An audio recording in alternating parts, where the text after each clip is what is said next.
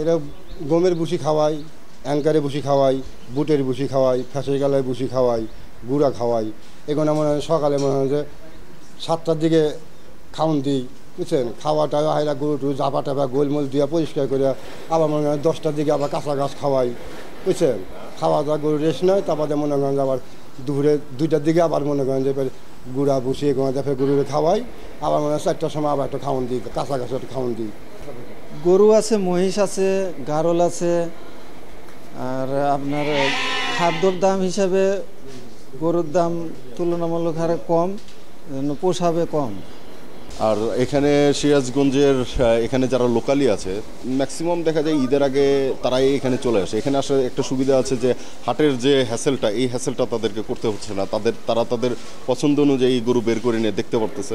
তো এখানে ম্যাক্সিমাম লোক দেখা যায় আমি গরু বিক্রি করার এখানেই ওনারা চলে আসেন এবং এখান থেকে দেখে তাদের পছন্দ অনুযায়ী যে গরুটা কালেকশন করা দরকার তারা এখান থেকে কালেকশন করে নেয়। তাছাড়াও ঢাকা, রাজশাহী এবং সিলেট, চিটাং এখান থেকে অনেক পরিমাণে লোকজন আসে। তাদেরকে অনলাইনের মাধ্যমেও ওনারা দেখতে চাইলে আমি ওনাদেরকে দিয়ে দিই, ভিডিও করে দিই, ছবি তুলে দিই, ওয়েট করে স্কেলে দেখায় দিই। সো সেই অনুযায়ী তারা তাদেরকে দাম বলে দেয়, তারা একটা দামাদামি করে নির্দিষ্ট করার পরে তারা গরুগুলোকে নিয়ে যায়। এখন এই মানে 1540 টাকার থেকে ভুসি কিনে এখন 2020 টাকা পর্যন্ত আমরা গমের ভুসি কিনছি। বিভিন্ন গুঁড়া কিনছি মনে করেন 840 টাকা থেকে এখন হাজার টাকার কাছাকাছি ধানের গুঁড়া।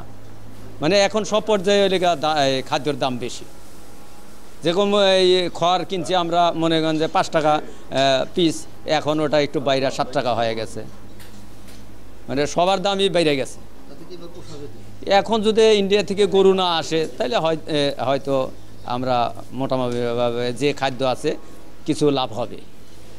আমরা মূলত খড়, ঘাস, নালি, দেশীয় ভুসি, সোলার ভুসি, অ্যাঙ্কার, মাছ, মসুর ইত্যাদি মানে খাওয়াইতেছি। তো এগুলোতে আসলে খরচ বেশি হলেও যদি ইন্ডিয়া থেকে গরু না আসে তাহলে তো আমরা লাভবান হতে পারবো। আর যদি ইন্ডিয়া থেকে গরু অ্যাভেলেবেল চলে আসে তাহলে আমাদের তো খামারিদের মাথায় হাত আর কি। তো সেই হিসাবে যদি ইন্ডিয়া থেকে গরু না আসে, আমরা যে খাদ্য খাওয়াইতেছি খরচ বেশি হলেও আশা করা যায় যে আমরা লাভবান হব আর কি। এখন খাদ্যের দাম হলো সব জিনিসের দাম বেশি, খাদ্যের দাম সব জিনিসের দাম বেশি। এখন মনে করেন যে ইন্ডিয়ান গরুটা না আসলে পারে খালি মনে করেন একটু পয়সা আমাদের হবে। এবং আমরা এই কুরবানি উপলক্ষে আমরা খামারিদেরকে পরামর্শ দিয়েছি, তাদেরকে আমরা চিকিৎসার পরামর্শ দিচ্ছি, তাদেরকে টিকা প্রদান করা হচ্ছে এবং তারা যেন বৈজ্ঞানিক এবং প্রাকৃতিক উপায়ে যেন এই গবাদি পশুকে লালন করতে পারে সেটার পরামর্শ দিয়ে আসতেছি। এবং বাজারে যখন এই গরু বেচাকেনা শুরু হবে তখন আমাদের প্রত্যেকটি বাজারে আমাদের মেডিকেল টিম তৈরি থাকবে এবং অলরেডি আমরা এটি কার্যক্রম শুরু করেছি। বাজারে গরু ওঠার সাথে সাথেই আমার ভেটেরিনারি মেডিকেল টিম সর্বাত্মক প্রস্তুত থাকবে। যদি বাজারে কোনো অসুস্থ গরু যদি সেখানে আসে তো সেগুলো আমরা হয়তো ওগুলোকে আমরা মনিটরিং ব্যবস্থা করবো আর কি।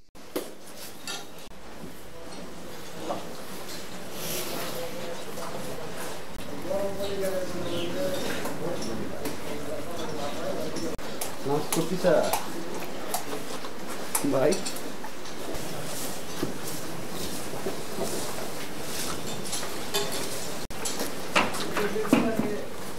বালির পাশে নাই